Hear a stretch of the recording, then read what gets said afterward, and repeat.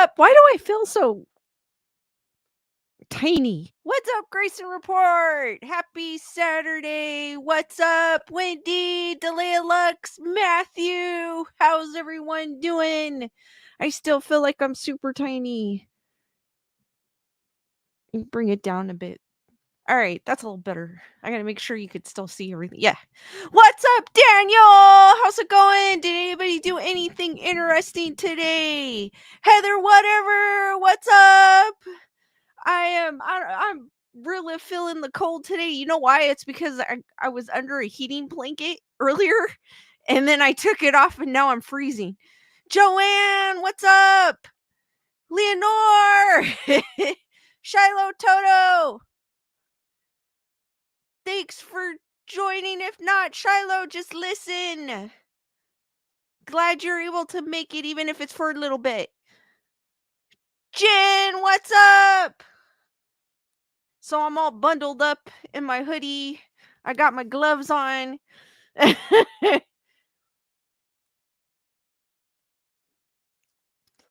Loving this weather. It's been a nice 60 degrees all week here in Southern California. So I'm enjoying it.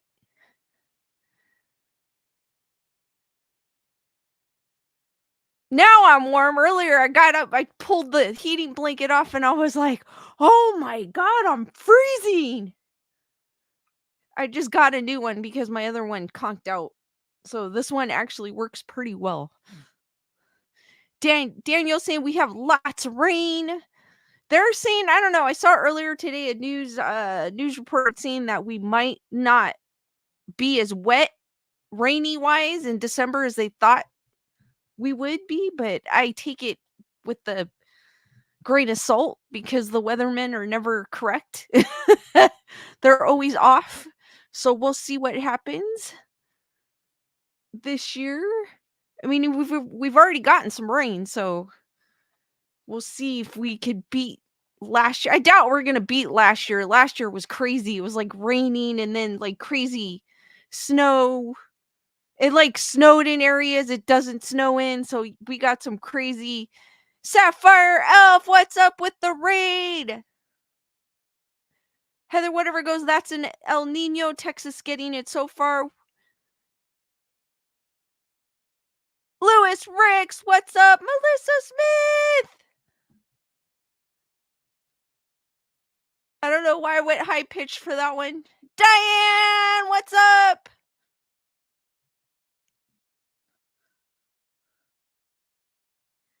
Daniel Miles has got. Oh, maybe we'll get some rain going this way. If it's pouring up north. Anna, what's up? Tammy, Shirley with the raid. Matthew goes, Lewis hasn't moved over yet for the raid. It's an early raid. Gunner Girl, what's up?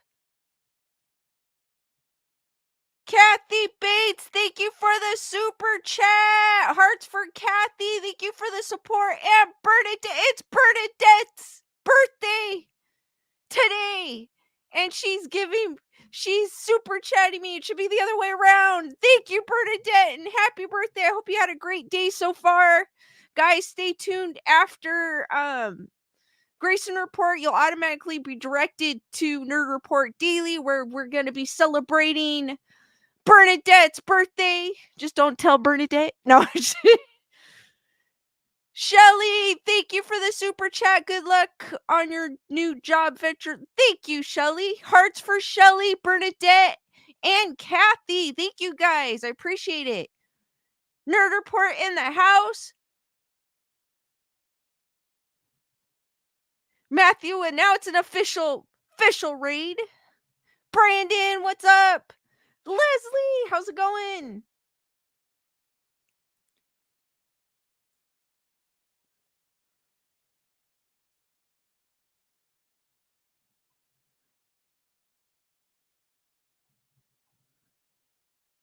But like I was saying earlier, I'm bundled up because I'm cold. California cold.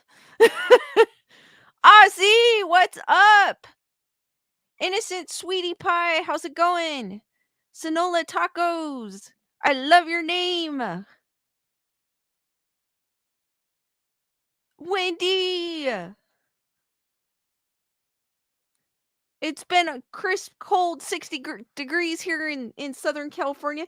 Tyrana! Thank you for the super sticker! Hearts for Tyrana as well.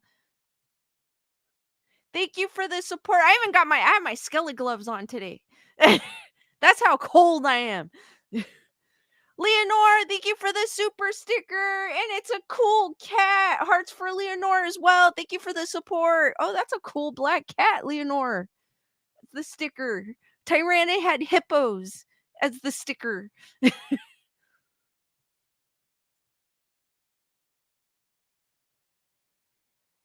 So how's everyone doing tonight? Before I get into, I'm gonna do something a little different. I'm gonna start off with I usually don't start off with the main topic, but I'm gonna start off with the main topic just to try something different, and then we'll get on to uh I've got some ghost in the news, which there wasn't much, but there was a few things I want to share. One of them's kind of not paranormal related, but I thought it was hilarious because that's what popped up, so I want to share it. Sonoli Taco goes, it's freezing in LA with no heat. Gloves a must. Definitely. Ozzy is in the third day of summer here. The heat is on. Ozzy is down under on the other side of the equator. So they are entering summer while we're entering winter, which is weird, but because it's weird because I'd be online and then be like, it's snowing in Australia and we're in the summertime at that time, and it was like 100 gazillion degrees, and I was like, this is weird. But it's still kind of cool. So if you ever want to beat the heat, fly down to Australia or beat the cold, I should say, not the heat. And then when we're having the heat, if you want to beat the heat, go. Daniel Miles, hold on. I gotta make sure you guys can see it. The skeleton duck is somewhere in the background, and at the end of my stream, I will point it out.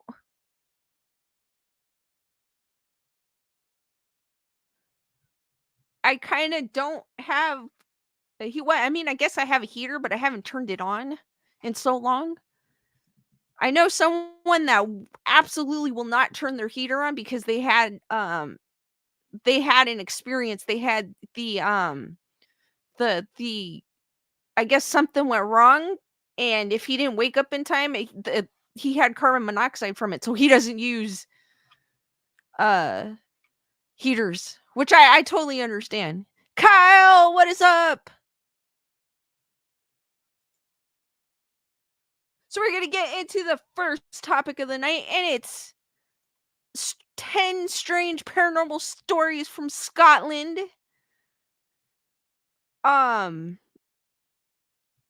If I can pull it up.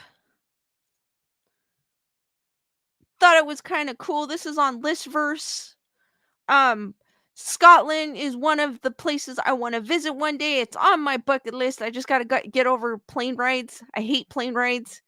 So one of these years, um, if you've ever visited Scotland, you know this. If ghosts exist, this is where you'll find them. Edinburgh, for example, tends to be the name as one of the most haunted cities in the world.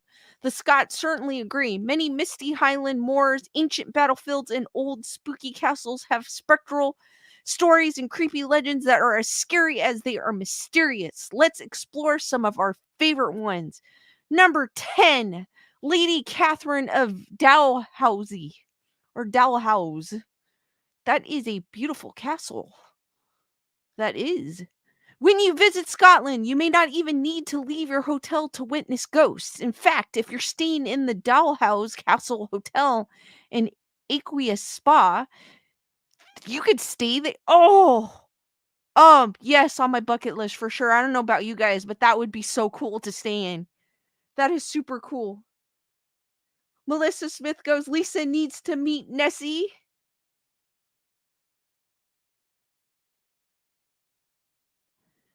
But that is a beautiful place. I would definitely stay there. You might have an old-timey ghost hanging out in your room. The ghost rumored to haunt the place is Lady Catherine, a 16-year-old noblewoman who was banished in a castle tower in 1695 after getting caught with the stable hand. The poor, lovelorn Catherine died in her tower, and it is said that her spirit never left the castle, even when it was converted to a hotel in 1972.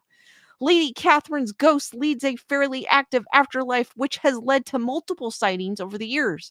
The hotel is a popular wedding site, and the specter has been known to attend the festivities. She walks the castle's turrets and corridors and even appears in people's rooms. Sometimes she waves at the guests from a window. Other times you might find her sitting on your bed. According to eyewitnesses, her gray dress, sharp features, and small feet could make you believe that she's perfectly alive. That is, until she walks right through a locked door. Here's an interesting anecdote. In 2007, American writer Kate Bullock visited the castle to learn about Lady Catherine, who at this point had picked up the popular ghost moniker the Grey Lady. Although she was unsuccessful, she discovered that Catherine does not like the sound of bagpipes. Whenever the castle steward tried to play his instrument while she was around, he's unable to play it properly. Wow, that is definitely a beautiful place to go and stay for sure. Wow. And I wouldn't mind being visited by the Grey Lady. She doesn't seem like she is too. She seems like she's a friendly sort. So she wouldn't be that bad to meet. But just imagine, like you're having your, because they're saying people have their weddings there, and she sometimes crashes the wedding. So just imagine having the lady in gray crash your wedding and you catch it on film. That'd be even better. Daniel goes, we have 5 cat warmers. They're the best, Daniel. They are. Innocent Sweetie Pie goes, I sleep with 2 or more blankets, 5 or 6 pillows, and my cat. Hey, definitely get comfortable. So nothing wrong with that. I've got my heating, because I just got my heating blanket, a new one, because my other one took a dump on me. And then I have all my pillows and I have my stuffed animal. Yes, I have a bunch of stuffed animals. Number 9, the ghost of Sterling. That one looks creepy. Stirling Castle's home to 2 well-known ghosts. The more striking one of them is known as the Pink Lady. All right, I'm intrigued now, because usually we hear about the lady in gray or the lady in white, but this one is the Pink Lady. She is a pretty woman who got her nickname from the luxurious pink dress that she wears. She's rumored to be none other than Mary, Queen of Scots, who was crowned in the castle. According to another legend, she may be the wife of a soldier who fell when Edward the First and his troops besieged Stirling Castle in the early 14th century. Doomed to search for her fallen husband for the eternity, the Pink Lady spends her time wandering around the castle and its surrounding area. The second ghost is known as the Green Lady or the Gray Lady, depending on who is telling the story. A popular story says that she's the spirit of a servant girl who saved young Queen Mary from a fire, possibly dying herself while doing so. Whenever she appears, a major disaster is sure to follow. Although this may seem ominous, the lady is actually trying to warn people of the danger, attempting to save them like she saved her queen so many years ago. Still, don't think that the ghosts of Stirling Castles are all benevolent. There are rumors of a third, more mysterious specter. It manifests as unseen footsteps in the air known as the Governor's Block. It is said that a 19th century sentry died here in the middle of his patrol, his face twisted in terror. Is the poor guard the ghost making the footsteps, or did he see whatever horrifying spectral creature was making them and died of fright? That's the beauty of ghost stories. You can choose to believe whichever version you find the scariest. Logical Spock, what's up? Melissa Smith goes, I would hate to be known as the ugly ghost. Bernadette goes, the Pink Lady from Greece?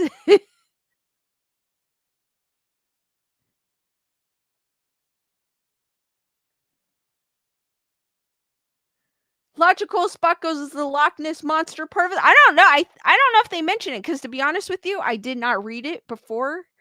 I went before live streaming, so we'll see what happens. Maybe the Loch Ness Monster will appear in this article. I am not sure. Number 8, the hostile spirits of Blair Street vaults. Listverse has told you about Edinburgh's old vaults before, but some of the spirits that reside there are even scarier than the old legend of murderous grave robbers Burke and Hare storing their victims there. These underground chambers are locally known as Blair Street vaults, and though to be the home of and thought to be the home of several nasty ghosts. These spirits will not necessarily show themselves to you, but their faces sometimes show in photographs, and their presence is felt in a number of ways. The most harmless ghost is Jack. He is a joker who likes to tug at people's pants and throw stones across the chamber, causing nasty echoes. Another one is known as Mr. Boots. He's the source of the mysterious heavy footsteps that some say can be heard in the empty vaults. However, they're both small potatoes compared to the Watcher, a truly frightening entity. According to Nicola Wright, who has worked as a tour guide in and around the vaults of over a decade, the Watcher is always lurking in the tunnels. Psychics have reported feelings of dread in its presence. It's usually content just watching visitors, but sometimes it starts pushing people and pulling their hair. The Watcher is at its strongest in an area called the White Room, where even veteran vault dwellers Nicola refuses to go. She says that the Watcher tries to stop people from entering by shouting at them and pushing them. People who've stepped in the White Room anyway have returned with bruises, scratches, and torn clothes, feeling extremely nauseous. Ooh. Would you guys dare to go into White Room knowing the Watcher is there?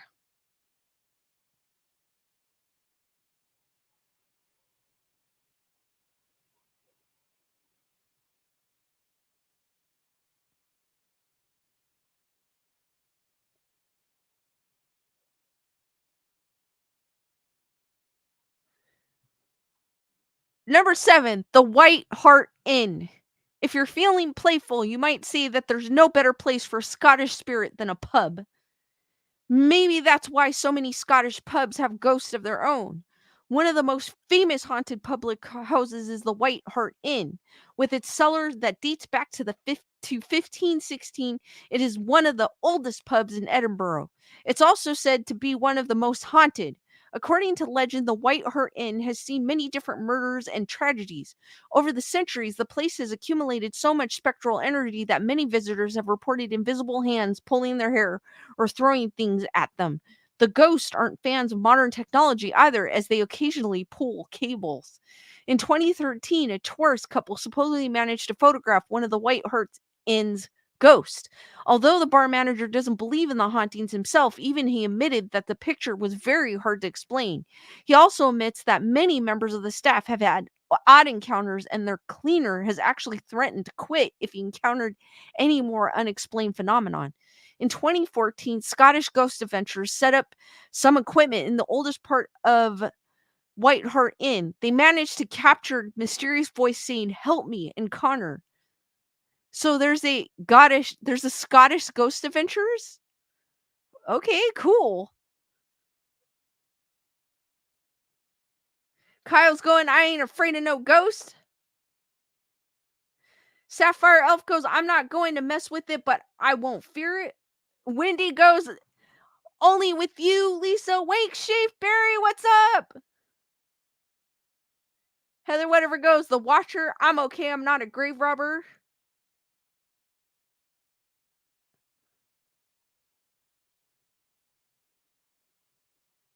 Daniel goes, "I had two old portraits hanging in the old house I moved into. Took them down, repainted the walls, and then the faces bled through the paint clear as day.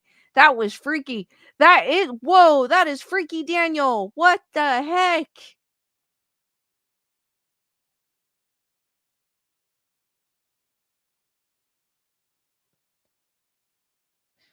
Innocent, sweetie pie, that is so cool of you. We've turned the garage and the shed into a shelter for the feral cats around here who We catch, fix, and release. That is so awesome of you. I have a he talks to me, but and it looks like cuz he has a his tip of his ear is missing. So it looks like he was a trap and release, and he's been hanging around my yard for a couple years, and I've been feeding him. Now he just recently started talking to me. So when he sees me, he meows. So that's super cool of you. Melissa Smith goes, Scotland is creepy, too many Moors. Tyrana goes, spooky.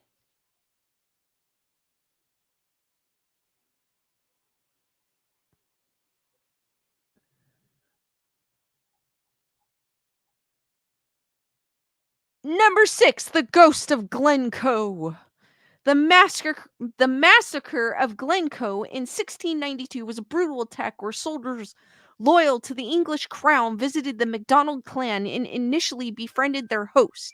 But suddenly they received an order from the crown: kill the entire clan. The formerly pleasant soldiers ambushed the sleeping MacDonalds during a blizzard, killing 38 of them. Many more died of exposure as they desperately fled for the hills. Some say the ghost of wrong MacDonalds never went away. People who live in the stunningly beautiful Glencoe, aka Glencoe, that's like the same, just a space in between, area generally agrees that the spirit of the victims are still lingering, unable to move on because of their unexpected and violent demise. Winter is said to be the best time to glimpse spectral McDonald's, particularly near the massacre's anniversary, February 13th. Some have reported ghostly figures crouching in the hills, still desperately trying to hide from the soldiers. Others say that they've heard the screams and wailing of the McDonalds being killed all over again. Others still claim that they've actually seen the massacre reenacted in ghostly form. Still, the Clan McDonald ghosts are just the tip of the supernatural iceberg in Glencoe. The place is also said to be haunted by the McDonald's cow in egg, an invisible banshee like entity that warns of danger with its blood curdling cries. Legend has it that the cow in eggs screams warn the McDonald's of the impending doom, which is how so many of them were able to escape the soldiers' swords. According to some, she can be heard wailing near a waterfall on the night before the anniversary of the massacre. Ooh.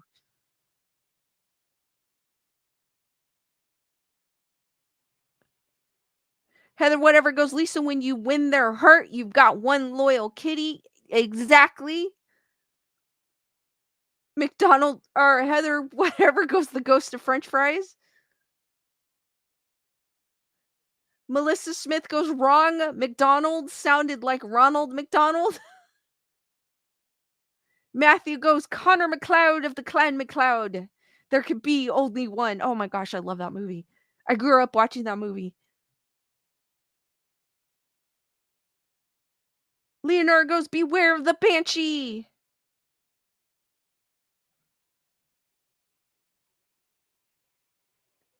Matthew goes, one is Mick, and the other Scottish is Mac. Number 5, The Plague Phantoms of Mary King's Close. Wherever people die in large numbers, you're bound to find a ghost story or two. Mary King's Close in Edinburgh is no exception. The partially walled up claustrophobic alley area below the city chambers used to be the place where the city's poor lived, and when the bubonic plague arrived in the 17th century, died. As the city grew, the upper levels of the close were eventually demolished, leaving only the creepy narrow basement level that you can still visit today. As a frightening claustrophobic place where people died in masses, the close has long enjoyed a reputation as a site haunted by the plague victims. The most famous ghost here is a young girl known as Annie. In 1992, Annie thoroughly scared a Japanese psychic taking a guided tour. The visitor had been unimpressed by the place until she stepped in a particular room. She was immediately overwhelmed by feelings of cold, hunger, and sickness, and when she tried to stumble away from the room, a small, ghostly hand tried to grab her leg. In all fairness, we must mention that the history of the Mary King's Close is not quite as ruthless as its marketing people would have you believe. Though there are many stories that the plague stricken poor tenants were walled up in their buildings and left to die. The plague carriers were actually moved to a quarantine zone outside the city walls, and the dead were properly disposed of by gravediggers.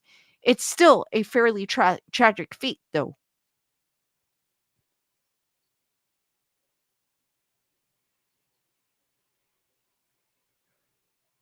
Number 4, the Piper of Kinnaird Head. Lighthouses are isolated and scary places. Scottish castles are famously haunted. When you combine the two, you get Kinnaird Head. The beautiful lighthouse has been serving Scotland since 1787, and it was built on the remaining structure of a 15th century castle. Naturally, this means the Kinnaird Head has its very own ghost story. It is said that the Lord of Kinnaird Castle, Sir Alexander Fraser, was very protective of his daughter Isabel. One day, when Sir Alexander was away on business, Isabel took in a young piper who was seeking shelter from a snowstorm. The two fell in love, but when Sir Alexander found out, he was so furious that he locked his daughter in the castle tower. He dragged the piper in a cave below the castle and chained him up. Unfortunately, a storm broke out and drowned. Oh, that is sad. And drowned the piper. The next day, Sir Alexander took his daughter in the cave so he could make sure no hopes of marriage would linger between the two young lovers. However, when they found the piper dead, the heartbroken Isabel ran to her tower and jumped. Today, the cave is known as the Piper's Cave. Legend has it that the young man's ghost can be heard playing for Isabel, whose spirit haunts the area whenever a storm is gathering. That is kind of sad.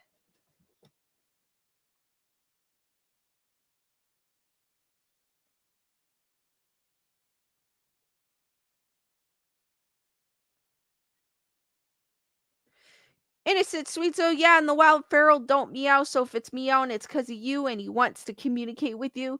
I know, I figured that he meows and he purrs. I could hear him purring and he looks at me in a certain way. He doesn't let me touch him.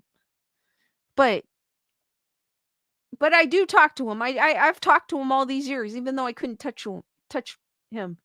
But I was like, hey, how's it going? Good kitty, when he would go up to his dish and everything. So I always praise him and talk to him, ask him if he's relaxing.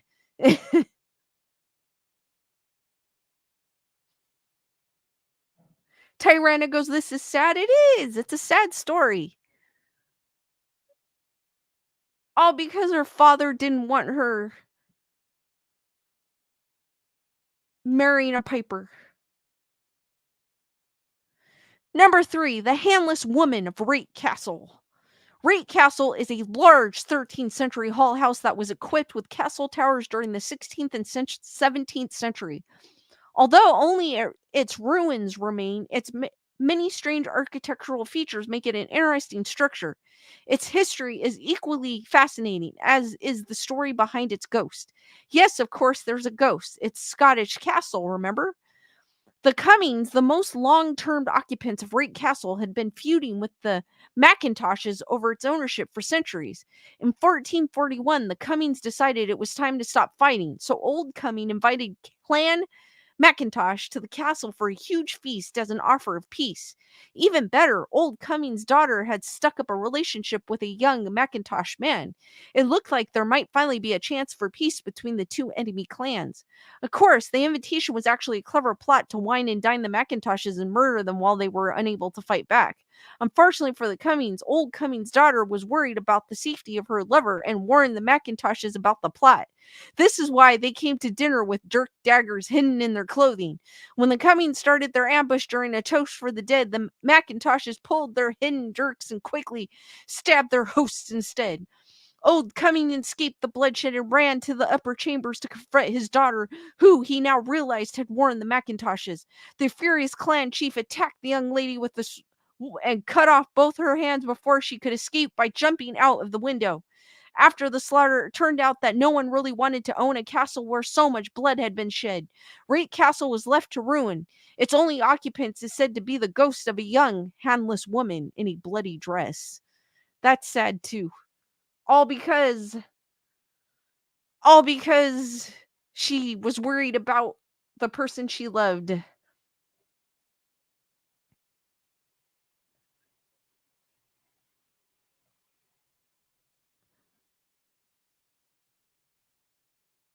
Number 2, the city of Inverness.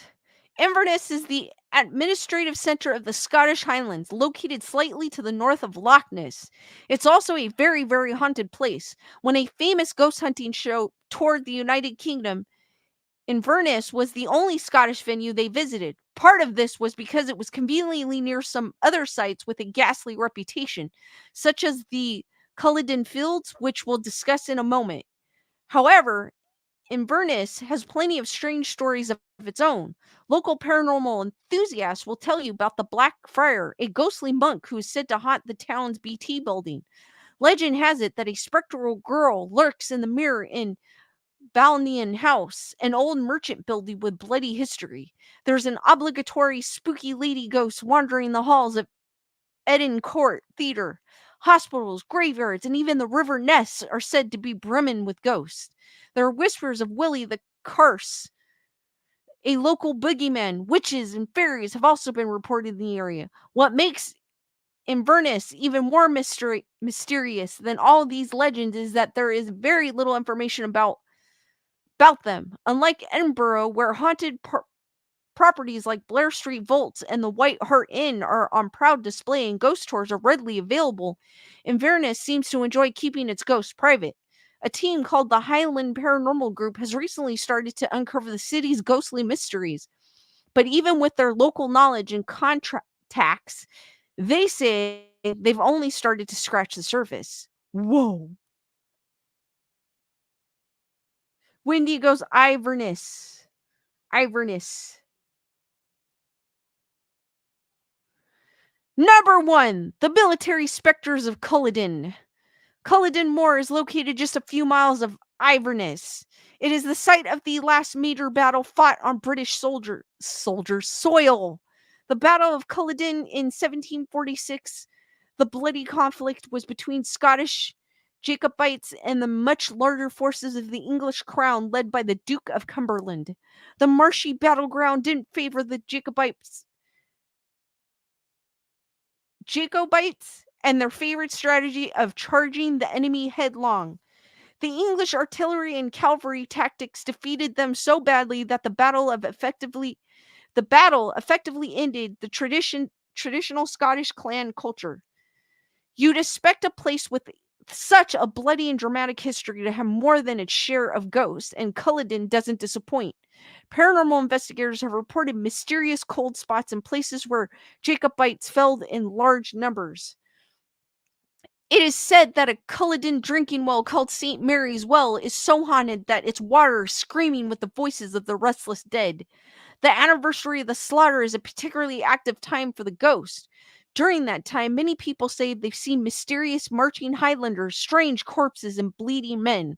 Some say that they've witnessed the entire battle played out by the restless ghosts of the fallen as the air fills with screams and sounds of fighting. Perhaps the most haunting Culloden ghost, however, is a single specter, a tall, lonely, dejected figure wandering the moor aimlessly and whispering, "Defeated, defeated," over and over again. Bonus! There's a bonus one. Innocent Sweetie Pie saying a lot of Scottish folklore and legends are sad. They are. These, at least the ones we've read here today, are.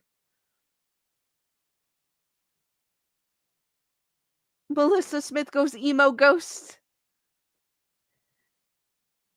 I just like this picture. I don't know why. This picture's super cool.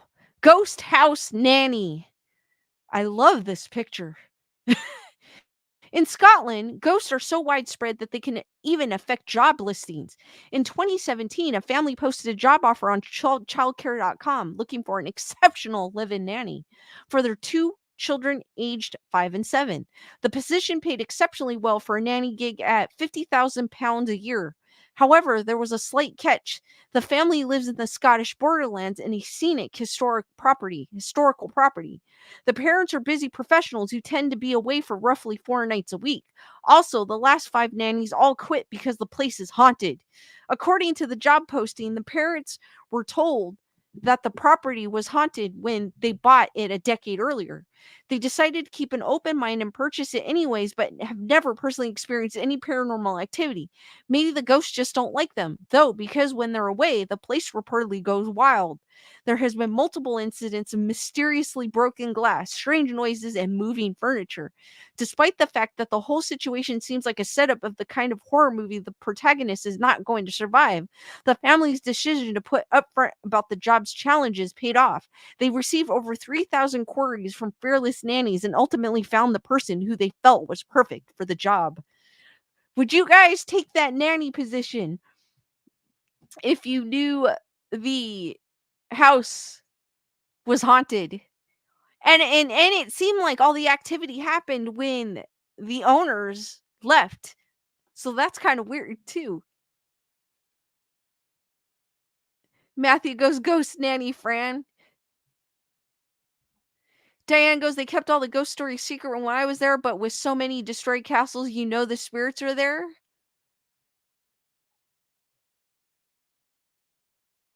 Brandon says yes.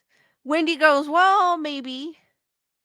It's 50,000 pounds a year. I don't know what that, I wonder what that converts to. Hold on. Out of curiosity.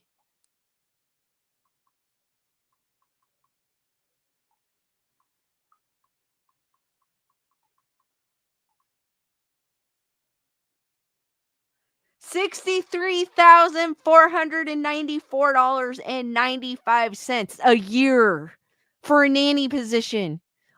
Yes, I don't care if it's haunted. Matthew goes, I love the Ghost Hunters episode in Ireland. Oh my god, I have a piece of hair that's like a phantom hair that I can't feel, and it keeps flying. Oh, there it is. I think I got it. That keeps flying in my face. Oh, I got it. I'm all going like this because I can't. I finally got it. Oh my gosh. Joanne goes, maybe the kids are pranking the nanny. That's a possibility because their parents are gone 4 nights out of the week. So, when the cat's away, the mice play. Very possibility. Matthew, I don't think I've seen that Ghost Hunters episode when they went to Ireland.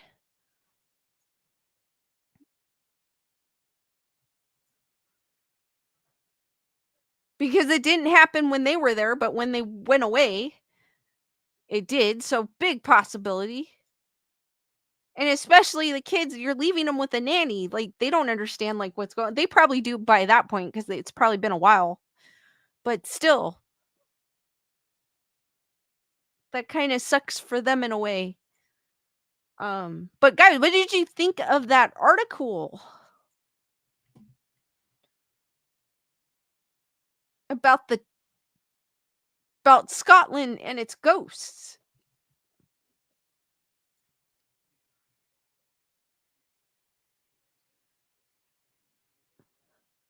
Matthew goes Ghost Hunters episode where they first meet Barry, who later goes on to Ghost Hunters International. I think, Matthew, that was the time where I had stopped watching because I literally would watch Ghost Hunters all the time. And then there was a period of time where I stopped watching and then I went back to it just recently. Wendy goes, I'm watching Paranormal Children. So cool.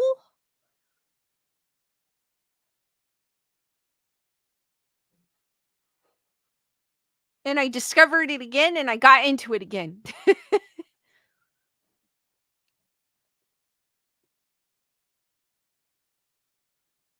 Because it was one of those things where you're surfing, trying to find something to watch, and we're like, oh my god, Ghost Hunters? I used to watch that, and then you go back and watch it and go crazy.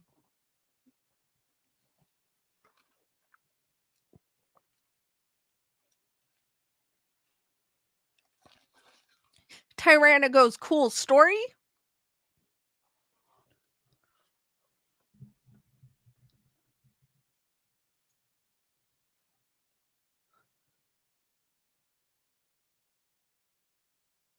Matthew goes, there were several tiny things following some of the ghost hunters on thermal. May have been fairies. That would have been cool. That would have been super cool.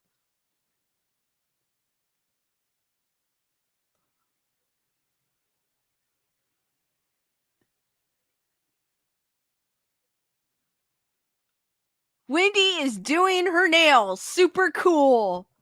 Why not? Great way to multitask.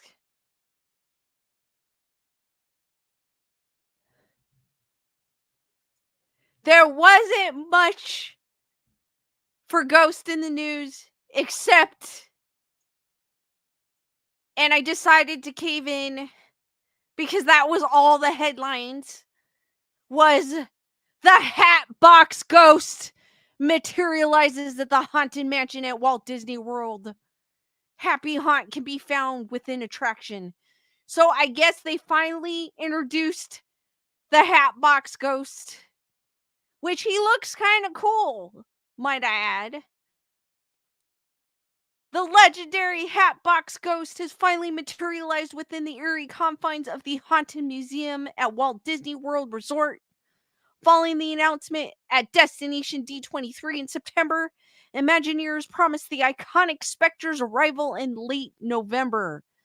On Thursday morning, foolish mortals were stunned to see the ghostly apparition as they traversed near the endless hallway in their doom buggies. According to Walt Disney Archives, the infamous ghost was originally part of the Disneyland attraction when it opened at the Southern California Park in 1969. However, the spook was almost immediately given the hook when the illusion didn't work properly. As part of the Disneyland Diamond Celebration, the reclusive resident again materialized at the Haunted Mansion in May of 2015. Not only does the Hatbox Ghost make spine-tingling appearance in both U.S. attractions now, but it's also played a prominent role in the 2023 Disney Studios film The Haunted Mansion, which I have not seen because I'm not a big fan of Disney. As the specter takes residence in the haunted mansion, visitors can anticipate a chilling encounter with this legendary character during the ghostly journey through the haunted corridors. He looks cool. Don't get me wrong. He looks pretty cool.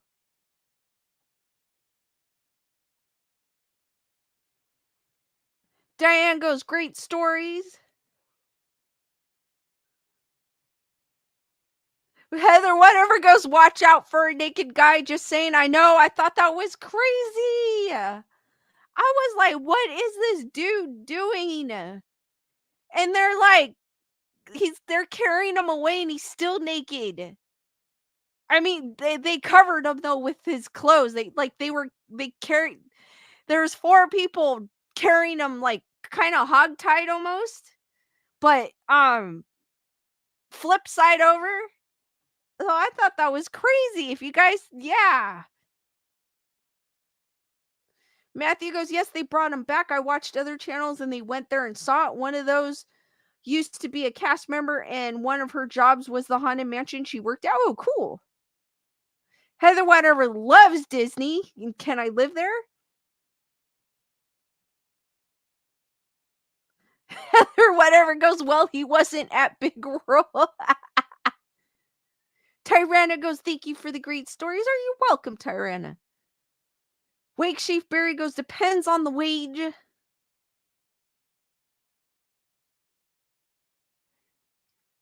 Daniel had some motel business to take care of.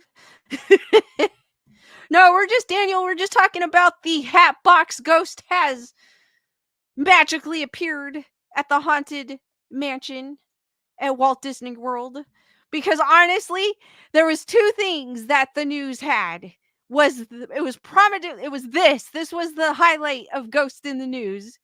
So I said, why not? Let's share it. It's spooky. No, it's cool. It looks cool.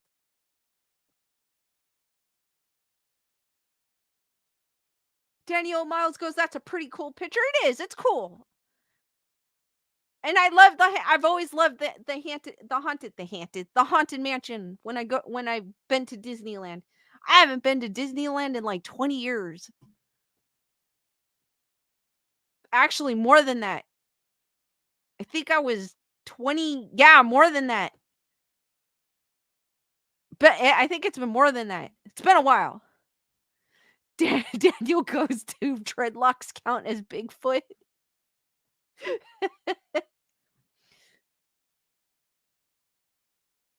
Melissa Smith, yes! Her name is Patty. She's new. I usually have her in the other room with me, but I brought her in. I usually have her on my bed. She's new. Matthew goes 80s for me when they still had 1,000 Leagues Under the Sea ride. Wow. In that case, he's here.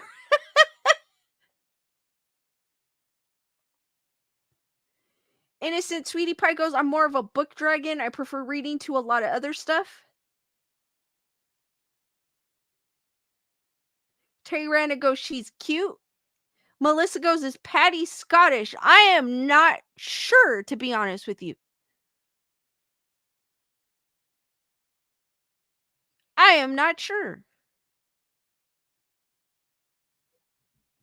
The other one that I found, I just thought I'm just gonna say it anyways. It has nothing to do with Ghost, but it has Ghost in the name. Have you guys heard of that band Ghost?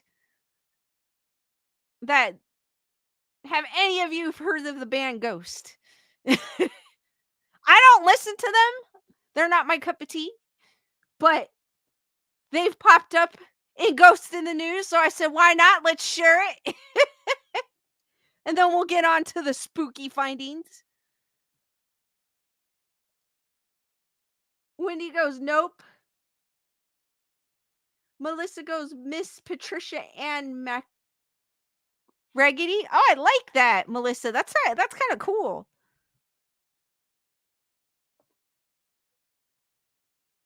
So anyways, I'll just kind of go over it quickly. But it popped up, so I was like, hey, it's Ghost in the News.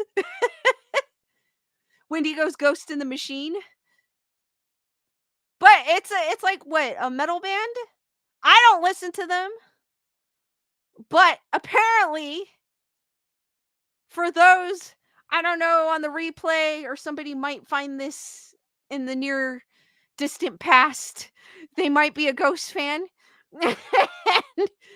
It's going Ghost Unleashed 13 Commandments streaming compilation featuring rare track Zenith. And I guess what happened here, I'm not going to go into the article, but cuz I'm not a fan of Ghost.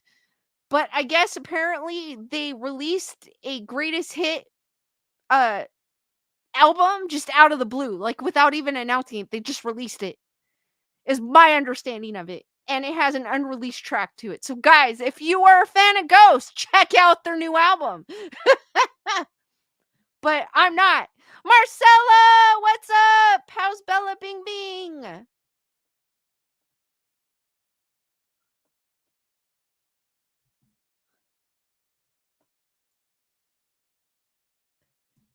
Oh, there's something else and I forgot to cue it. Let me see if I can find it. It was creepy. And I wanted to share it with you guys. Actually, Jack Osborne had shared it on his Instagram. And I was like, oh my god, I want to share it with you guys because it's creepy looking. Heather, whatever! Thank you for your PayPal. Hearts for Heather, whatever, guys. Thank you for the support, Heather. You're awesome. I have to look for it because I didn't have it queued. Hold on. If you follow Jack Osborne, you probably saw it. It's kind of it's like an old QVC.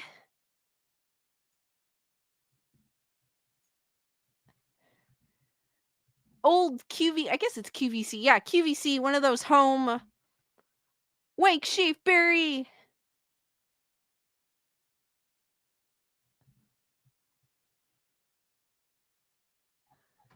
I thought this was kind of creepy looking and I wanted to share.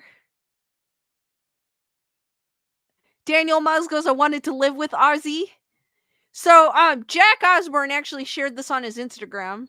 It's an old QVC ad, and I thought they looked creepy. I like creepy dolls, and I thought these were creepy. I don't know about $50, but I don't know how old this is. The apparently it was posted 7 years ago, but Do you know two little kids who look like this? Do they remind you of your two little ones, or do they remind you of you and your brother when you were this age? Up to no good. Being put on restriction. just Who was it? imagine Beth you said to me, have this in the corner of your restriction? room, Who gets put on restriction? You get grounded. and you wake up in the middle of the night and you see that face. Well, I was put on restriction in first grade, and I remember my restriction was I couldn't leave my own front yard. So I used to go up to the border where my grass met the neighbor's. Come over. I don't want to hear their story because they're trying to. Oh, steal that's it. probably what But happened to these two. look at those things. Oh my god, just imagine you have these like in the corner of your room, like the darkest corner of your room. And actually I should enlarge this. Darkest corner of your room. And in the middle of the night you have to get up to go to the bathroom like sometimes we do. And you see these. They're I think they're cool though. They're cool. I would want one of these. I don't know about $50 plus $5 shipping, but hey. And you only have 1 minute and 4 seconds to buy it by calling that number.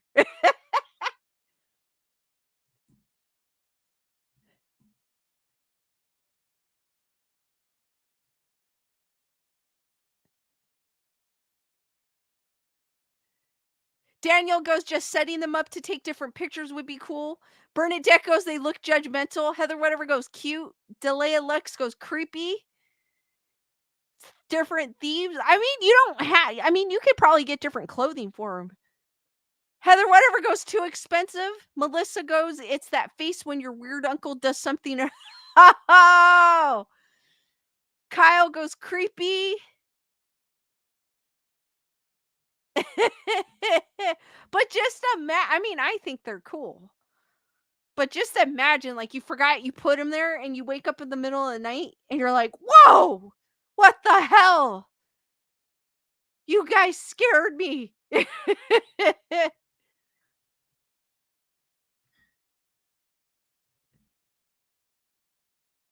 don't know if it'll show. Oh, wait a minute. Oh, now you only have 1 minute and 3 seconds left to purchase these. Tyranna goes, they're cute.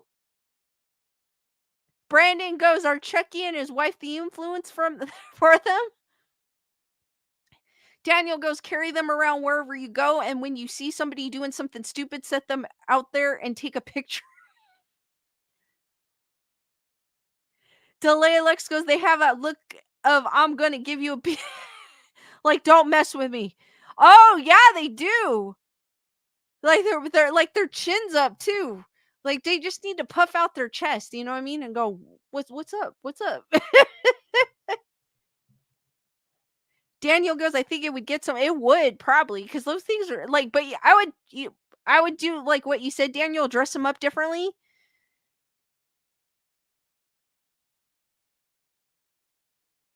But and make them look creepier than they already are with that, and keep that look, like the look on their face. But oh my gosh.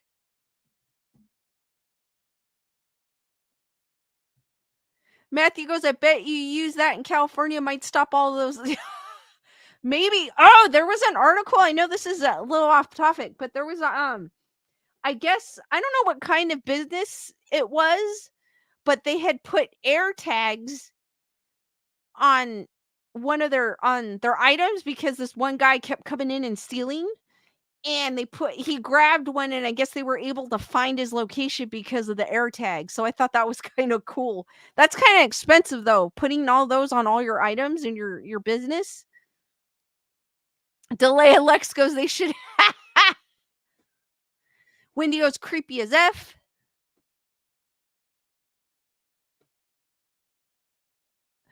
Melissa goes, it looks like they just were put on the doll stand and the post went too far. Yes, they do. Tyretta goes, yes, their faces are creepy.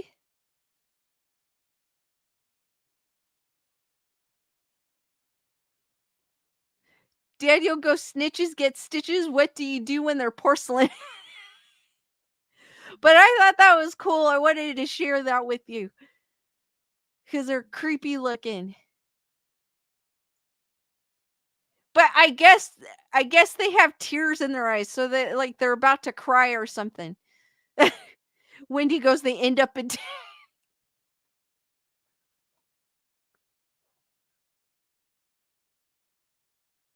but they're cool. I don't know if you get both of them for 50. Oh, it says 1991. All right, this is from 1991.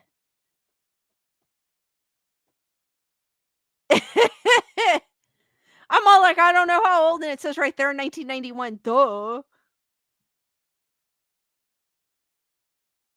But I thought that was something creepy to share with you guys.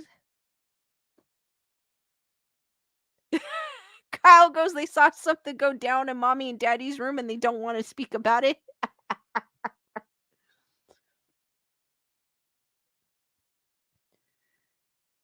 Daniel goes, no man, I already placed my bid.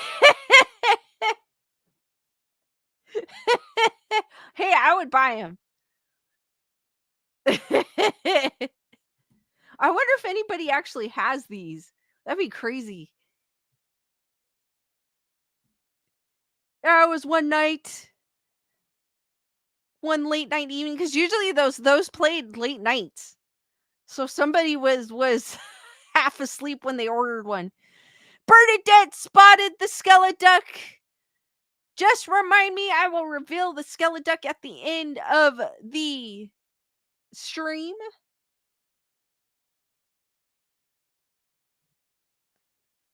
Heather whatever has not spotted the duck yet, but the duck is behind there somewhere. And he is in screen. I had to make sure. I triple checked he is there. But I will let you know at the end of the stream. Just remind me, because I forget.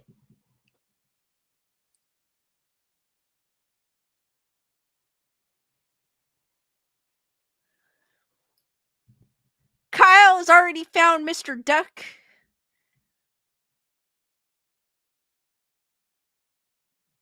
Heather whatever goes, I spotted Pumpkin Guy, if that's what it is. No, not him. Not the Pumpkin Guy. Or the pumpkin. Actually, I have another pumpkin, but you can't see him. He's on the floor. I have to put him up.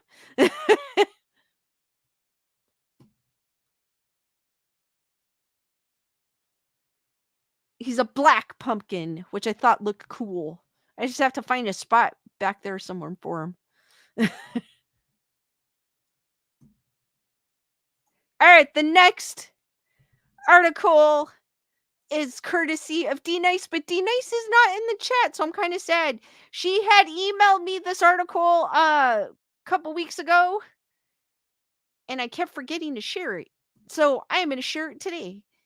It is about, and I know I'm going to butcher the names, and she was nice enough to say all the names, but I know I'm going to butcher them, like pronounce all the names. But this is from Esquire. It's the classic cast of characters in Philippine folklore. Get to know the creatures of Philippine folklore and their origins. I love folklore. Even with when we were reading about the Scotland ghosts and legends, there was a little bit of folklore in it, and I love folklore. It's like one of my Bernadette goes, D-Nice is at a wedding. So hopefully D-Nice will catch me on the replay. I'm giving a shout out to D-Nice. She shared this article with me. If you guys have an article you'd like to share, or a spooky story, UFO, cool article, you could go ahead and email me at graysonreport13@gmail.com. and I'll share it on my next stream, or when I have a chance to share it on my next stream, or you can message me. I know a lot some of you message me on socials. You could do that too as well. Um I love stories, I love folklore, I like interesting articles. So if you find one, I'll share it on my next live stream. On November 29th, HBO Asia announced that it will have Encantos at War in miniseries helmed by Miguel Red. Creature from Filipino folklore such as Capri, Tikbalang, and Tianak will populate the miniseries. Up until the millennial generation, Filipinos have grown up hearing stories from their titas, titos, and kasam. Oh my god, I'm gonna butcher these. Kasabah, Kasabanhai, who swore to death they encountered one of these creatures. For younger generations who have no idea what these creatures from Filipino folklore are, here's a guide on what they are and which ones to befriend in case you encounter one. And this article came out in 2019. The first one is the Tikbalang. You have probably heard someone say that when it's raining while the sun is out, a Tikbalang wedding is going on. This is just one of the beliefs surrounding this mythical creature. The The tikbalang is one of the most prominent creatures in Filipino folklore. It is a humanoid creature with a body of a man, head of a horse, and exceedingly long legs, such that when it squats, its knees stand higher than its head. According to Philippine folklore, the tikbalang is I know I'm butchering it, so I apologize. Is a malevolent creature that scares people at night and is sometimes responsible for killing livestock. The tikbalang likes to boast of its speed and likes to challenge people to race.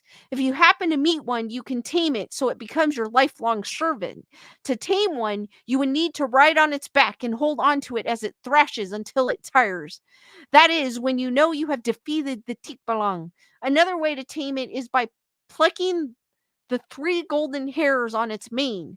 If you do this, the tikbalang will become your servant.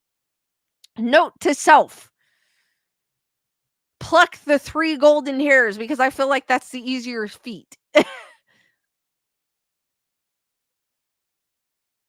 Leonora goes, good job, Lisa. Thank you. Heather Whatever goes, freaky and interesting.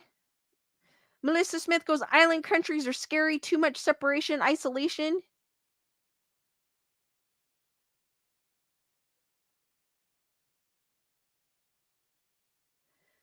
Melissa Smith goes, it's like in Minecraft when you give a wolf a bone to make it your dog. Yes. Origins of the tikbalang. Many people assume that the tikbalang originated as folklore brought to the Philippines by Spanish conquistadors, and they have good reason to believe so. The Spaniards brought horses to the country, and half-human, half-horse creatures such as the centaur and the minotaur have European origins. However, in 1589, a Spanish friar named Juan de Plasencia documented that there was already a mythical creature called Tigbalang in the islands. This only means that pre-colonial Filipinos already had a rich concept of the tikbalang long before the Spaniards reinforced it. According to the Aswang Project, a documentary that traces the roots of Filipino folklore, the tikbalang has Hindu roots. We know that the Philippines were indirectly influenced by India, though Indonesia I think they meant to say through Indonesia during the pre-colonial era. Hygriva is an avatar of the god Vishnu. The avatar has the head of a horse and a body of a man. Indo-Aryan people venerated the horse for its speed and strength more than 2,000 years ago. In South Asia, this veneration translated to many different cultures and beliefs. Like in Cambodia, the version of Hayagriva was turned into a more malevolent avatar called Vadavamuka, who possesses a horse's head and a man's body. This belief could have easily influenced Filipino folklore and given birth to the Tikbalang. The local version of Thadavamuka through regional trade.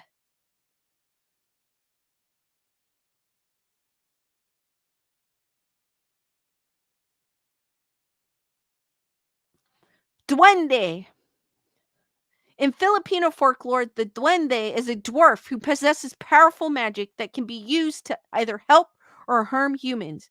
They are usually regarded as elementals who protect certain areas of their habitat, be it a mango tree, a mound of earth, or a patch of grass. If a person tramples or damages their protected areas, expect retribution from the duende in the form of incurable ailments that doctors cannot diagnose and cure. The duende is a social creature that likes to live in groups. We don't like to make reference to Snow White and the Seven Dwarfs, but there you have it. Filipino duendes usually cohabit species in groups. The friendly and harmful duendes. There are two kinds of duendes, depending on how friendly they are to humans. Itminad Itim what is it? Itimna Duende, Black Dwarf, as its name suggests, is a notoriously malevolent creature that casts maladies on anyone it encounters. If a person ever disrespects its domicile, it would not only inflict incurable tumors on someone, but also kidnap the relatives of the offender. All other colors of the duende, red, green, brown, may be malevolent, but may also be good. Only the pudding Putti duende, white dwarf, is inherently benevolent and would never harm humans. Ooh. Melissa Smith says, so Doc from the Seven Dwarfs is truly a healer. Wendy Marino goes, much folklore in the Caribbean. I need to check that one out. Nuno San Punso, or Nuno Sa Punso. Tabi tabi po is a phrase repeatedly uttered when walking on a vacant lot or heavily forest area.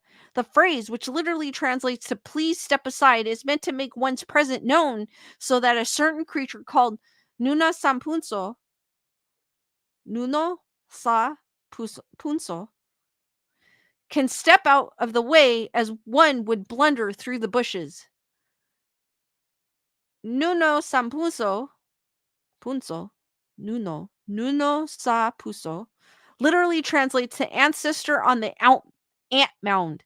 Nuno is the root word of Ninuno, while Punso means ant mound. According to Filipino folklore, the Nuno Sa Punso is a tiny old man who sits on top of a termite mound, his home. Anyone who tramples the mound will suffer incredible illness, ranging from painful growths on different parts of the body, depending on where you injure the Nuno when you destroy his domicile, inflammation, and even boils. Among the common punishment is enlargement of the offending body part, e.g., your hand will be inflamed if you use it to destroy the Nuno's home. Here's to hoping that you never actually pee on a Nuno. I can't believe they put that in there.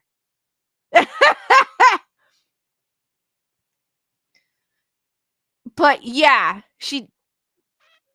whoever wrote the article does make a point. He or she, I didn't catch you the hold on. Let me see if it give me a second. Mario, him has he made a point. Here's to hoping that you never actually pee on a Nuno.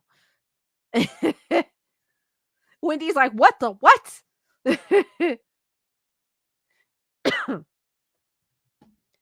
But I like this picture. I think this picture is cool. That is super cool. I don't care. I note to self: do not mess with any ant mounds or termite mounds ever again. I will leave them alone from this mound. But it's a cool picture. I'm sorry. And the Nuno is ripped. Check that out. But he's cool. I think that's a cool little folklore legend. I like that one.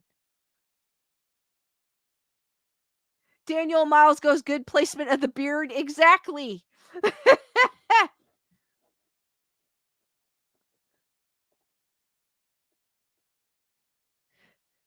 Capri.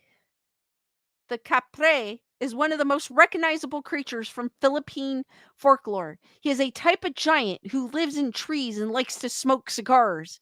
In Filipino folklore, trees that are surrounded by fireflies are habitants of capres and other mythological creatures.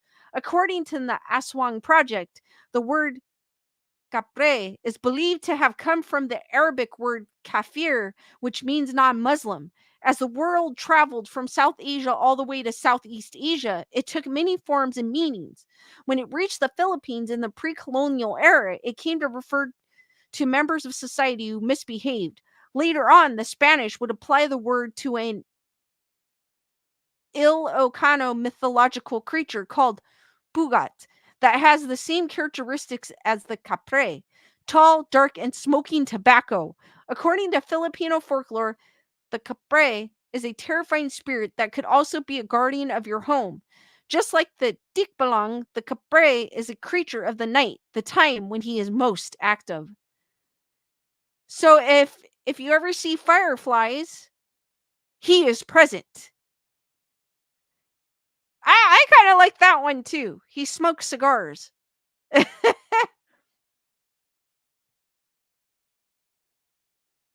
Aswang. I know I'm butchering the names. Aswang. Aswang. Or Aswang. Oh my god, this one's creepy looking. The Dianak. That one's creepy looking. I don't know about you guys, but that's creepy looking. The Dianak is a type of Aswang that pretends to be a baby. It transforms into a human baby and lurks in vacant areas and wails out loud, hoping that someone would take pity and pick it up. Once picked up, it transforms into the vile creature it really is, a monster with sharp teeth and claws. It attacks the human who has picked it up. The Tianak was immortalized in pop culture by the film with an epon title, Tianak, starring Janice de Belen. In the movie, de Belen adopts an abandoned newborn baby found by her sister. When her mother dies of mysterious circumstances, de Belen suspects that the baby is a Tianak. The Filipino folklore origin of the Tianak is the Mati the Matiyanak from Mindanao. The Matiyanak is a vengeful spirit with a slit in her belly from which you can see her dead unborn child.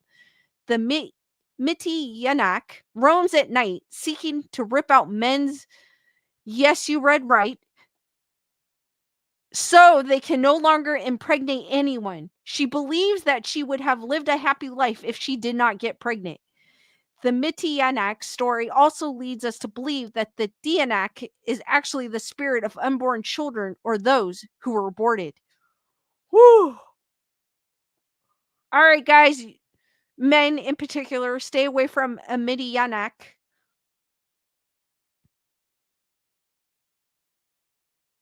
Wendy goes, unsee, please. Daniel Miles goes, it's alive. It looks like the baby from that movie. Melissa Smith goes, make it go away. That's horrible. Leonore goes, a dark Geffling. Tyrana goes, no, spooky. That picture was spooky.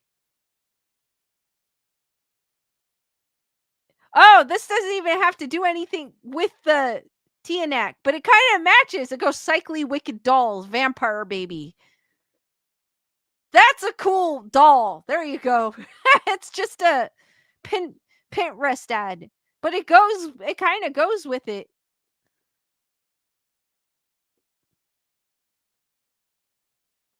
Matthew goes, no chance going near one of those anyways. Melissa goes, that was all my nightmares rolled up together. Wink Shiftberry goes, still suit.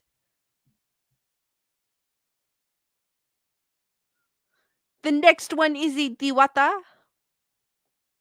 The diwata is a dryad of the forest. She is extremely beautiful.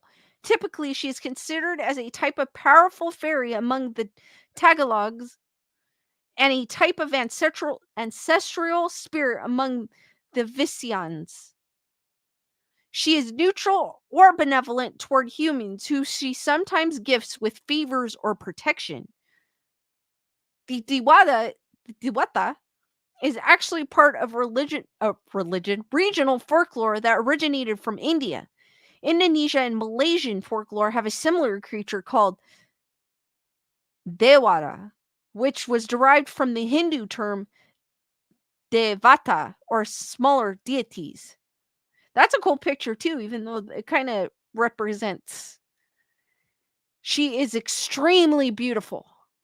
But I guess depending on if you catch, it depends on her mood, I guess, because it says she is neutral or benevolent toward humans.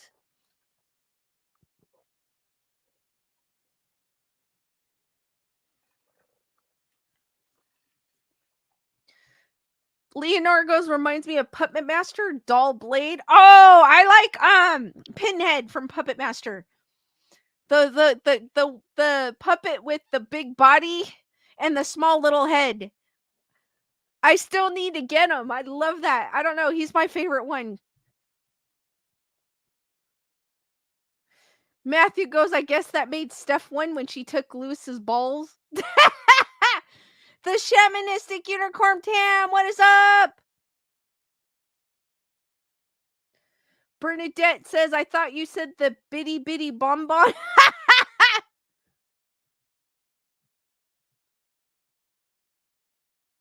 I love Puppet Master. Daniel Miles goes, so glad I never became a babysitter. Melissa Smith goes, my new favorite god for Diwala. Daniel goes, bitty bitty boom bye.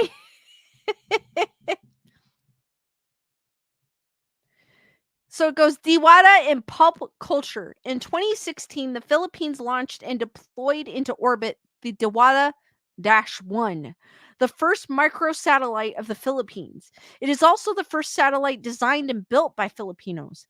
The Diwata-1 is meant to help Filipino scientists in scanning and mapping disaster-prone areas and take high-resolution photos of aftermaths of natural disasters.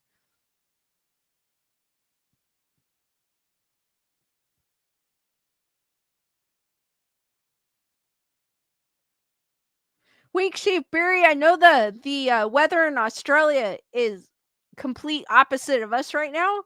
So we're going into winter and they're going into summer. Matthew Cover goes, D Nice would be so proud. I'm trying. I need to fish. Guys, if you haven't done so, smash that like button when you get a chance.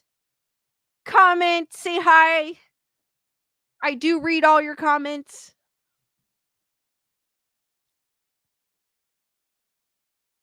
Number 7, Aswang. The aswang is probably the most feared creature in Philippine folklore because of its aggressive nature and thirst of death. The aswang is a shape-shifting monster who can appear as any animal. For example, in the provinces, it typically appears as a wild boar or babol damo, but it can also appear as a dog, cat, large bird, or bat. In its original form, it takes a human form, but with red eyes, sharp teeth, and a very long tongue. There are many types of aswang, all of which are able to transform into various creatures. The typical aswang is a viscera sucker who preys on people by extending its long tongue through the roof of the house until it latches on a person or a pregnant woman's belly, attempting to eat. What? Bernadette! Thank you for gifting 10 Grace Report memberships. Hearts for Bernadette. Welcome. Matthew, Nikki Bella, Logical Spock, Gunner Girl, Jingles, the Christmas Elf, Edward, Joanne, Paul, Kelly, Lucky Phil, to the Wolf Pack, hearts for everybody, and Bernadette and the new members. Thank you, Bernadette. And it's your birthday. Thank you, Bernadette. You're awesome.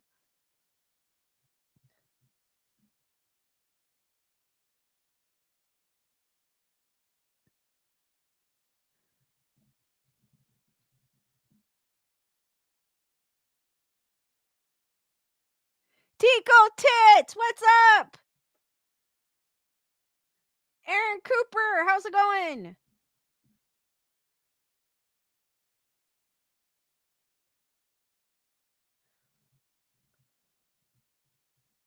This one sounds scary. The oh my gosh, I'm gonna butcher. I apologize in super advance. I'm gonna butcher this word. The Manangal is one type of aswang who transforms itself from human form to monster form by separating its body's upper half from the lower half and sprouting wings. The Ashuan,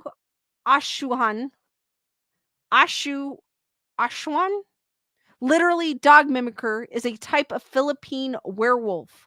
Ooh, I like that one. I need to look that one up. Hold on. We're going to look that one up real quick. I was like, why are they going to talk about it and not go in depth about it?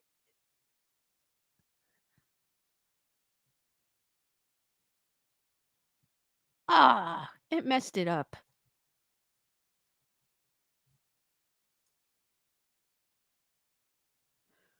Well, there's a Facebook group.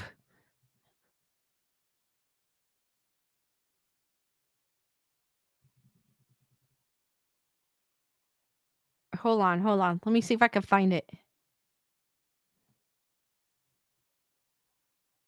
What? It just shows pictures. It doesn't say. Oh, hold on. Aha! Hold on, I found it. They gave you, they teased you about it instead of actually. The article was written in 2019. It's kind of an older article, but it gave a good representation of Filipino folklore. But it kind of stopped at the were-beast without explaining more. So I found an article. Filipino creature of midnight. This one's kind of old, 2013. But it's the Ashwan, and other Philippine werebeast. It's been said by some that the origins of the word no, I can't pronounce it because I'm trying to pronounce everything else. Aswang derives from the Filipino word, specifically a Tagalog word, aswan, means the likeness of a dog. There is a certain kind of aswang in the Philippines that in the day they took an ordinary human being, but when they attack at night, they changes their physical appearance. This one's not written very well. Into a certain animal, the most common specifically resembling a dog. The other ones resemble a cat and sometimes boar. This aswang tends to use, of course, the oh my god, this isn't written correctly. Scratch that one, I'll find another one.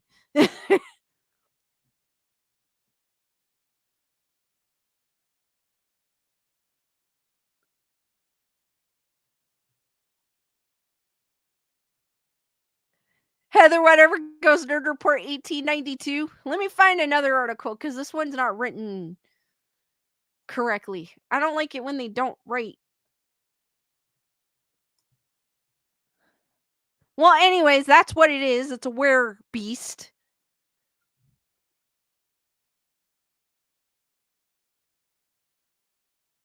Oh, maybe this was better. Hold on.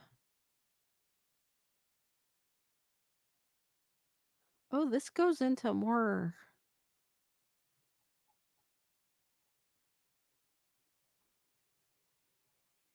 Tagalog. I'm all going Tagalog. Lisa. Tagalog. Let me see if I can find.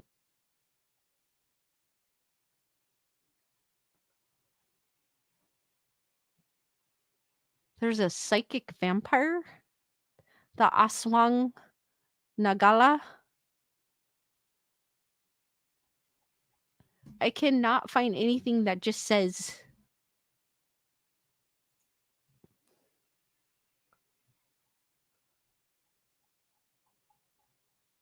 Oh, this one's like a video. I don't want a video.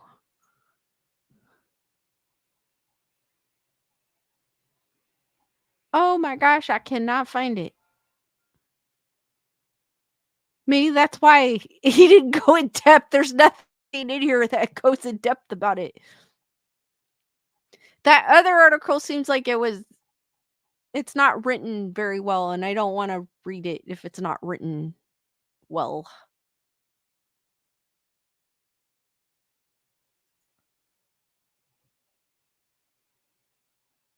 And I don't think this one has different creatures.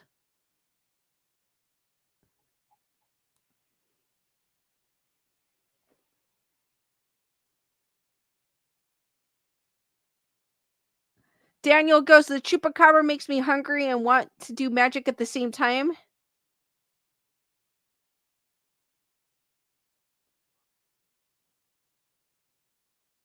Diane goes, asks why they do that to throw you off. Tigo Tits goes, I only know curse words in Tagalog. I can't believe I was saying Tagalog. Long day for me, guys. Long day. Wake Shapeberry goes, chupacabra.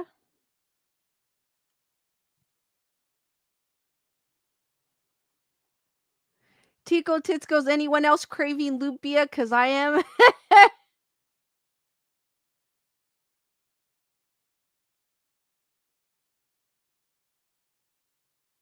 The shamanistic unicorn Tam says, I have a white cat and I think she's scarier than the black cats.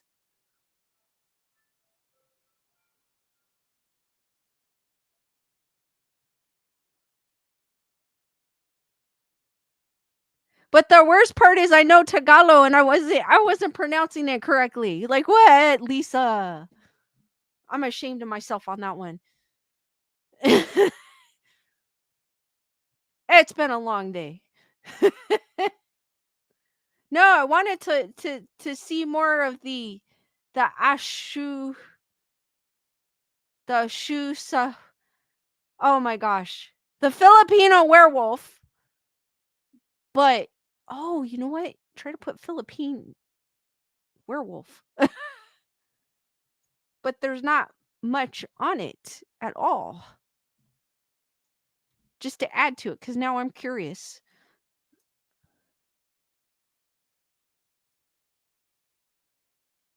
Ooh, maybe I found it. Oh, I think I found it. Hold on. Hopefully it's written. Oh, okay. Here. This one seems cool.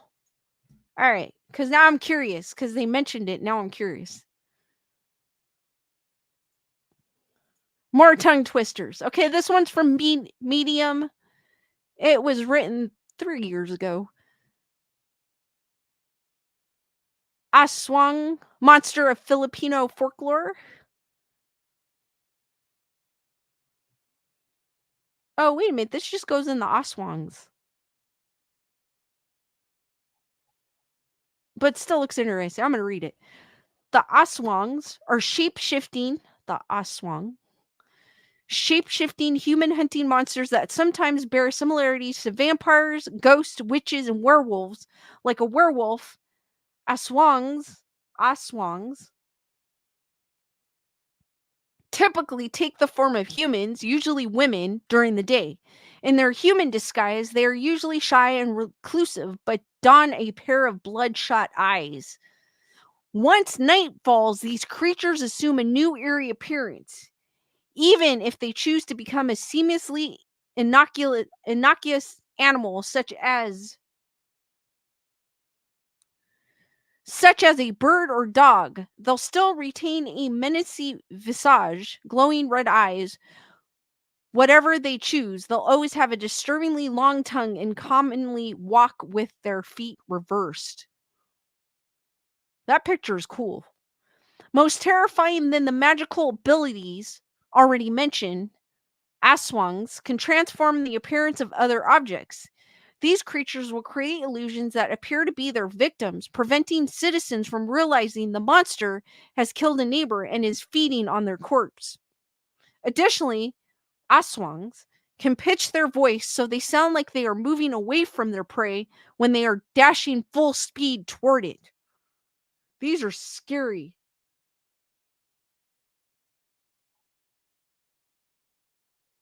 Uh Actually, no, I don't think it's that tickle tits. I think it's the rapping.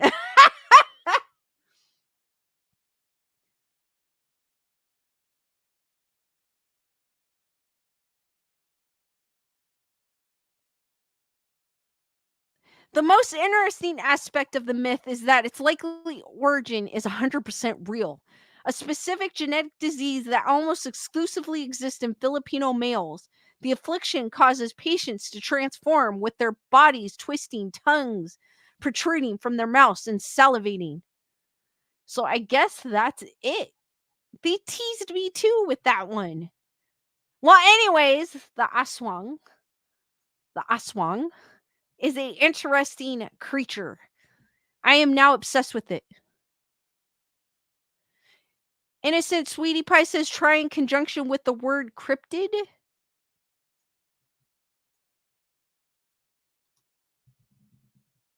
Crypt. If I could type with my gloves on. Cryptid.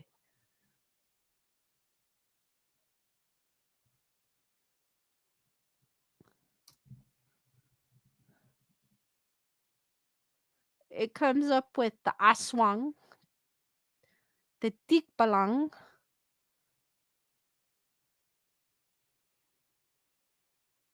It only comes up with the aswang. It doesn't come up with that one that the guy had mentioned in the article.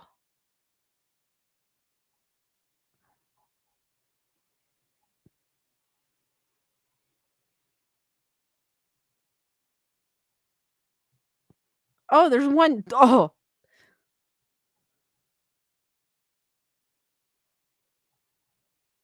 This one kind of says something different, though, than what we were reading.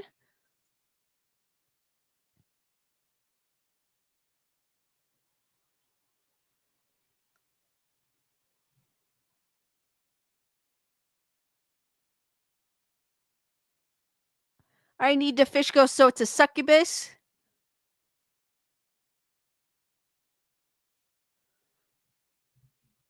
I did find this one, but I think it says from all that's interesting. I love this site because it always has interesting articles.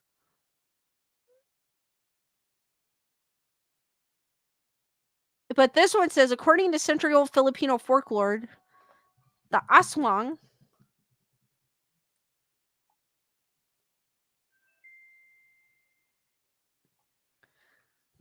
the aswang combines what am I saying? Combines the most terrifying traits of vampires, werebeasts, and witches into a single monster that inspires unparalleled fear to this day. I think I'm obsessed with these. Not knowing whether or not danger is lurking around the corner can be debilitating, and the aswang combines the uncertainty of a shapeshifter with the worst traits of vampires and werewolves, making the monster the most feared in all Filipino folklore. The word aswang actually refers to a range of mythological monsters from weredogs to vampires to a gruesome viscera sucker. All can change their appearance at will, however, and all hunger for human flesh and blood. And although legend of the Aswang date back centuries. Alleged real-world sightings skyrocket during the Big P in the Visayas Islands. The Visayas Islands. This is the chilling history of the mythical Aswang. What is the Aswang? The trickiest thing about an Aswang, I'm probably like saying it wrong. About an Aswang is that it allegedly disguises itself as a human during the day. It goes about among humans and picks out its victims to hunt at night. Considered to be part vampire, part witch, and part werebeast, the idea that the Aswang could be walking among you without knowing it is one of the most scary things about it. That and that it eats flesh, primarily children and unborn fetuses. Their favorite organs to eat are the liver and heart. The Aswang allegedly has a proboscis like tongue it uses to suck out blood or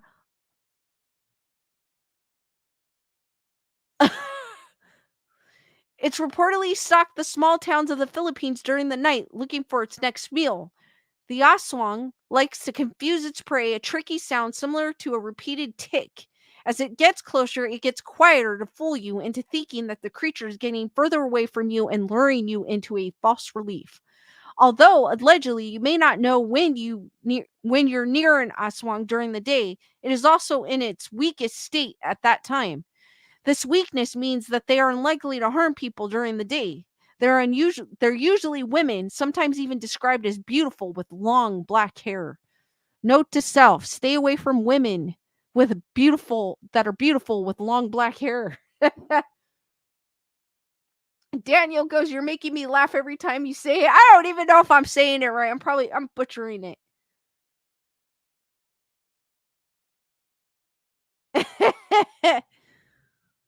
Reportedly, I'll just highlight it, Daniel.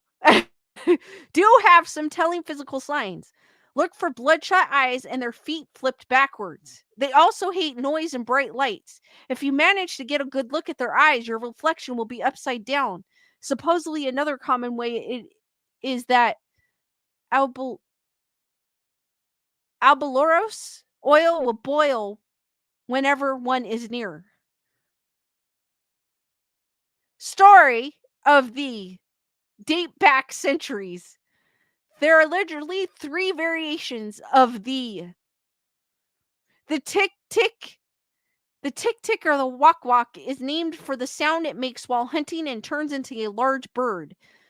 The sigbeen zigbeen allegedly turned into something similar to a Tasmanian devil. The third variety is the Mannagal, which looks like a woman who could split itself in half and fly like a bat. Tickle tits! Thank you for your super chat.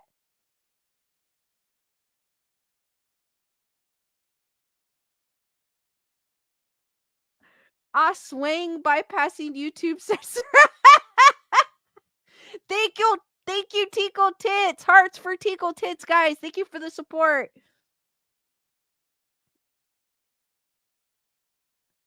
Wake Shapeberry goes, "Stay away from women with long black hair." I can't. The night is their strongest time when gain their superhuman strength. The night is reportedly also the time of day when they can shapeshift and change the appearance of other objects to trick humans.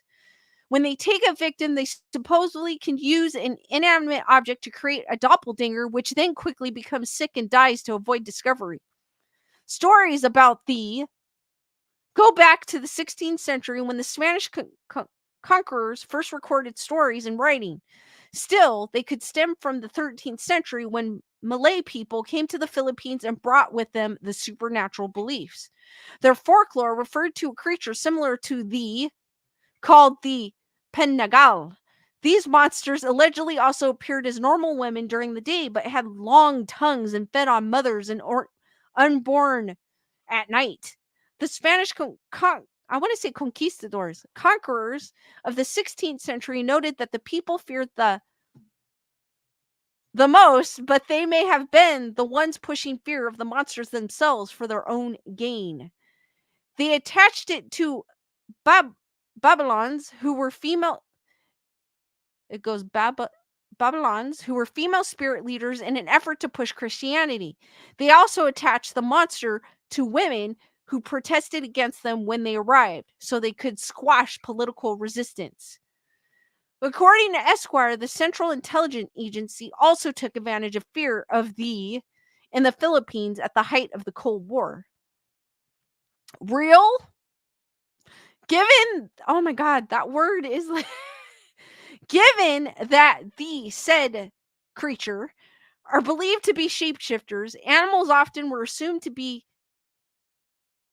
in a more terrestrial form. The sound that are described as belonging to could very easily be birds. Animals such as the Tasmanian devil, bat, and oh my God, the kagwang, a flying lemur, have all been killed because they were thought to be from another state. Another possibility is a rare genetic disease which primarily affects Filipino men called XDP. This disease causes uncontrollable muscle spasms, tremors, and contortions.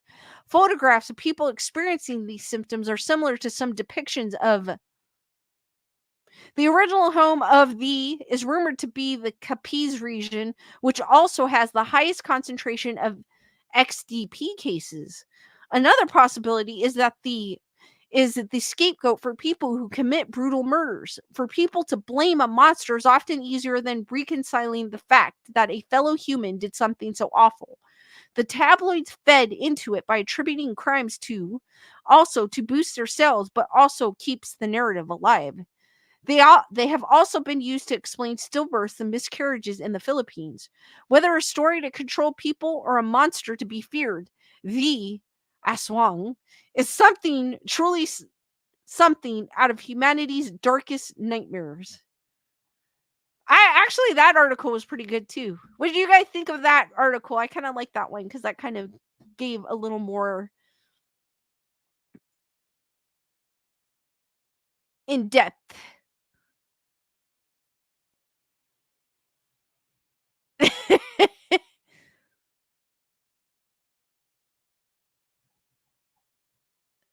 Leonardo goes, nice.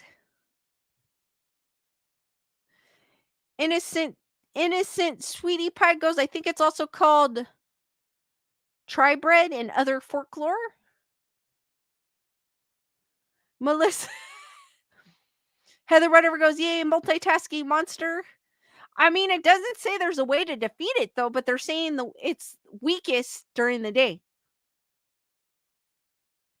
Nerd Report going, you are all amazing supporting Lisa. Yes, thank you guys. I appreciate each and every one of you.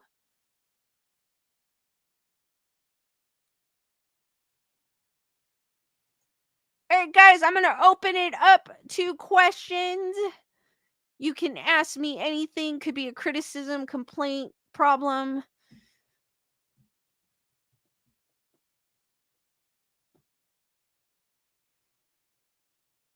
Tyranna goes, cool hat. Cool hat, new. I like all your hats. No, actually, this one isn't. I've had it for a while.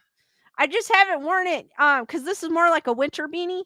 And I was like, oh, it's cold. I can wear my winter beanies. So I'm pulling out all my winter beanies. So I've had this one. This one's from Love Your Melon. Shamanistic Unicorn Tam goes, very interesting. Thank you, Lisa. Thank you. Tickle Tits is asking what temperature it is in my studio. It's probably the same as it is outside. It's cold. I mean, there's no carpet in here, but there's like linoleum flooring. So I'm feeling the cold. But this room is great in the summertime. Chris! Barber! Nerd Report's asking who's going to Nerd Report Daily after this. Leonore spotted the duck. Wendy goes, Cali. Yeah, it's Cali cold. Southern California cold. Tyranna's going. Just a reminder, after the stream should automatically go to Nerd Report Daily. But if it doesn't, let me get the link real quick because sometimes YouTube can be pesky.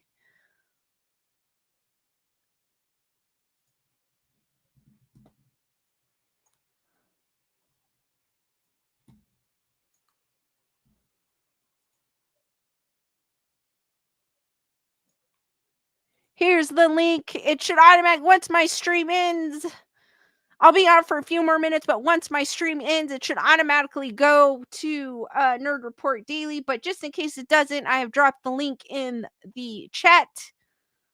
Head over there. We're going to be celebrating Bernadette's birthday. Tinkle Tits goes, it's like 50 in San Diego right now, I think. I don't know how cold it is here. It's 52 here. Diane goes, that's how it works here in Hawaii. Also, same temp and is out 50s tonight. I think it's supposed to drop down to the 40s, though. Here, later. It's going to be 47.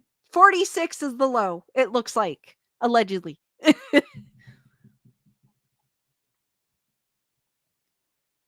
Chris Barber goes, I'm usually good at spotting the duck. I need the fish goes 39 degrees here.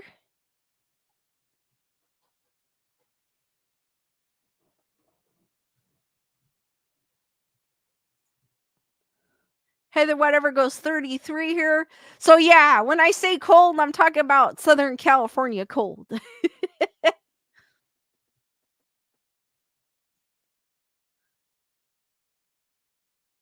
Wendy goes 59 here in Tennessee.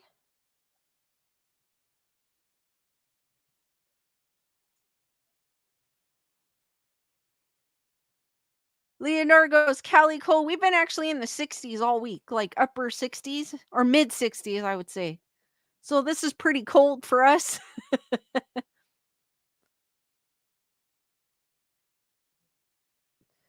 Innocent Sweetie Pie goes 43 degrees here.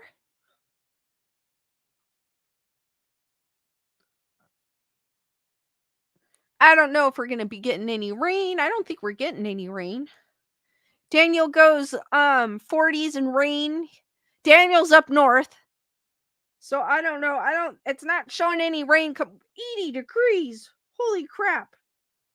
On Tuesday, according to my weather app, it's jumping to 80 degrees here. When all this week, it's been in the mid 60s. That's crazy. Mother Earth is going through menopause. Kyle is like 3 degrees here. Whoa. All right, that's cold. You win, Kyle.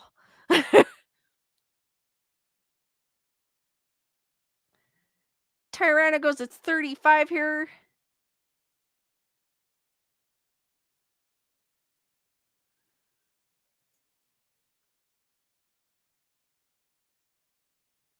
Guys, keep the questions going.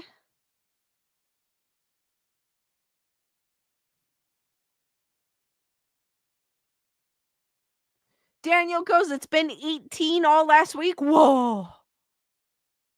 Oh, Kyle goes 38 degrees Fahrenheit. Well, that's not too bad. That's still cold.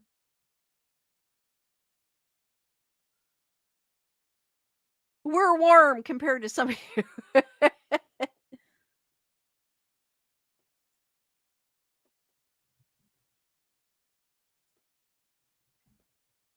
Matthew saying it's 70 here. Matthew's having some great weather. I like the cold though. I don't mind it because I like beanie and hoodie weather. And glove weather. Shamanistic Unicorn Tam is asking, any cool holiday plans? No, I don't have any. Actually. None yet. Daniel goes, it's cold when you have ice on the inside of your windows. Definitely. Chris Barber goes, I used to love winter, but now I hate going outside. Wink Shapeberry goes, I love the cold too.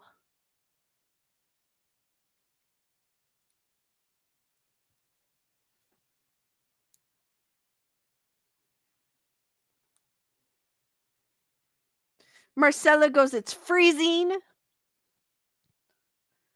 I don't like it because when I get the condensation on my car and I drive with the window cracks, the water comes in through the windows when I have it cracked. So I can't have my windows open, but my windows are fogged up and I like to have my windows down, but I can't sometimes because the water from the top of the car goes in and I'm like this.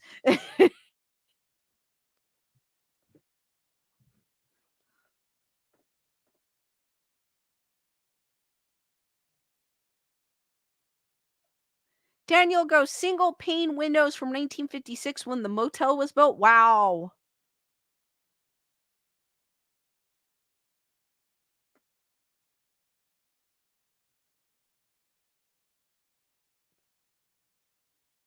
I have to get like, I don't know, like little deflectors so the water goes out instead of in. Tico Tits goes, you need a squeegee. I keep one in my car always, even though I park indoors mostly.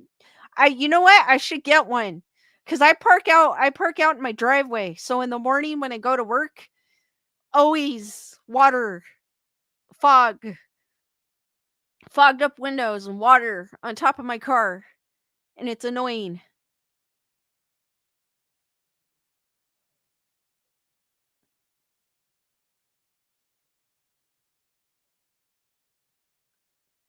Keep the questions going, guys. The hot weather when summer here when it starts to get hot, it takes me about like 2 weeks to get used to it, then after that I'm used to it. I don't know, it's weird. But I hate the heat. I prefer the cold because you can bundle up, you can grab the electric blanket, but in the when it's hot outside, you can't there's no relief besides air conditioning.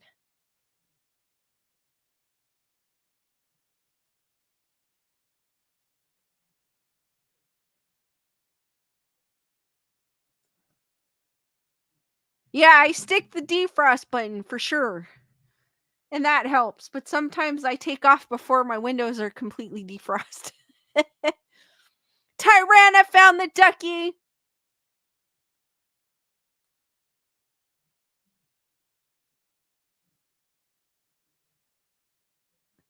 I'll give you a few more minutes before I give its location, but keep the questions coming and going. Criticisms, complaints, problems. No, I just like saying that.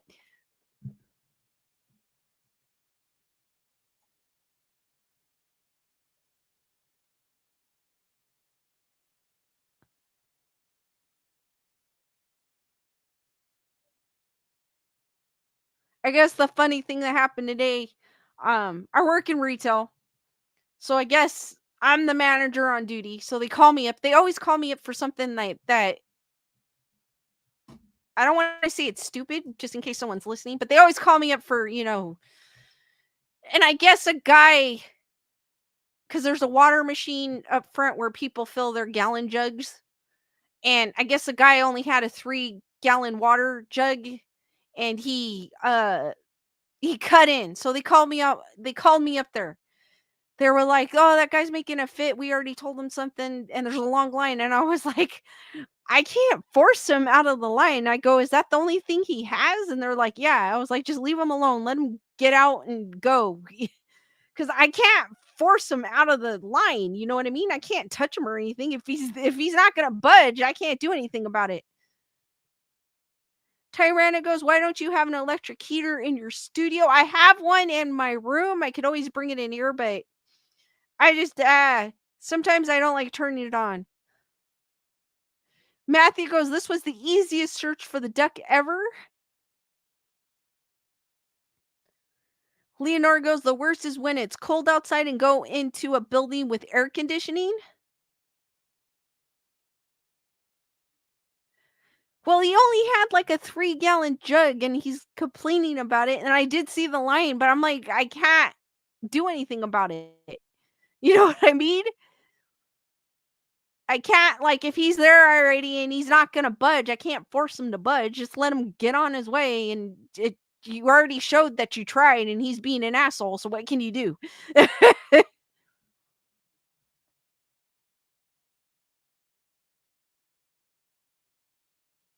Heather whatever goes, I like the summer we were in Tucson before San Diego when I was little. Oh, wow. Chris finally found the ducky.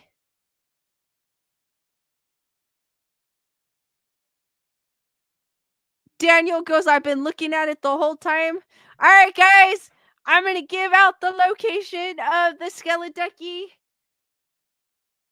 If you notice, I've been trying to move because he's been hiding, but he is literally, hold on, right there.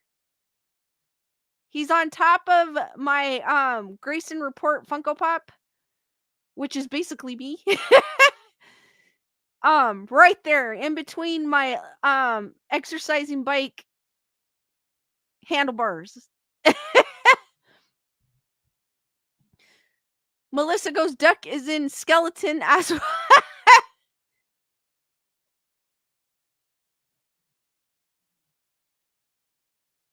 Wake Shapeberry goes, a nice big woolly blanket is the best. That's what I do. I got a big, huge blanket.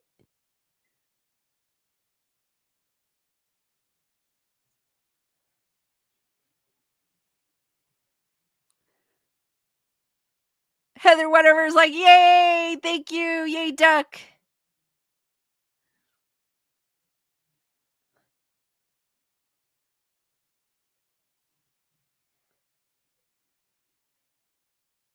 Wendy Marina goes, all I see is skelly tailbone. You could kind of see the eye right there. But I was covering it earlier. I was doing that. I was like, oh, so I started doing this. I don't know if you guys noticed. Matthew with the duck, duck, goose. Heather whatever goes, the duck looks like a skeleton wooden shoe. Actually, it kind of does if you think of it.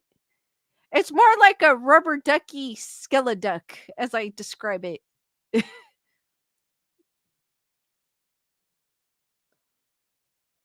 Paul, what is up? Think it was Paul. I believe it was Bernadette that gifted memberships.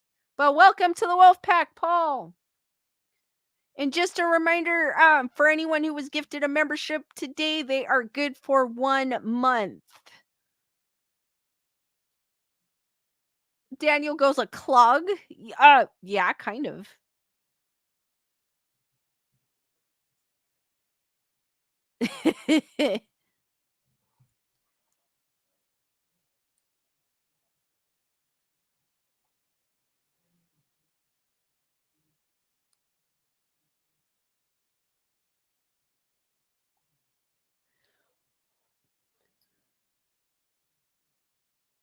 Wendy goes, love my clogs. I had a wooden pair.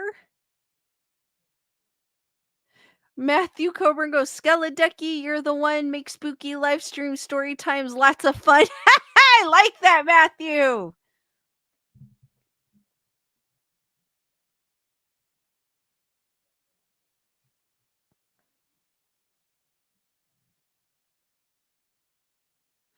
Innocent Sweetie Pie goes, my body doesn't deal with heat well. Have had many heat sickness issues through the years, even as a kid.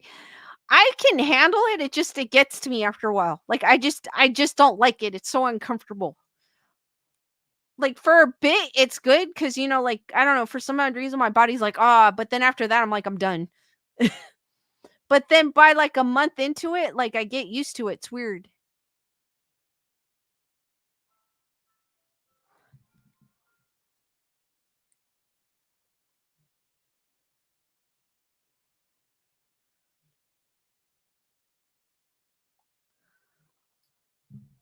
Daniel with the spooky, spooky skeleduck.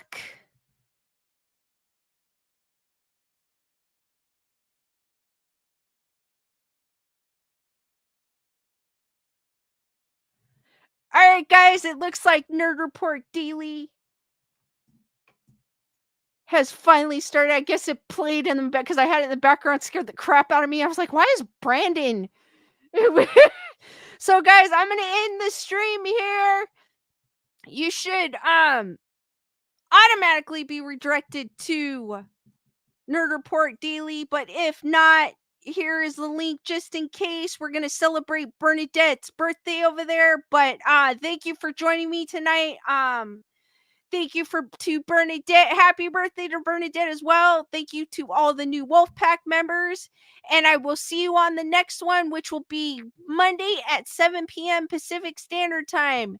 Be there or be squared and stay spooky, guys. Thank you and good night. You guys are awesome.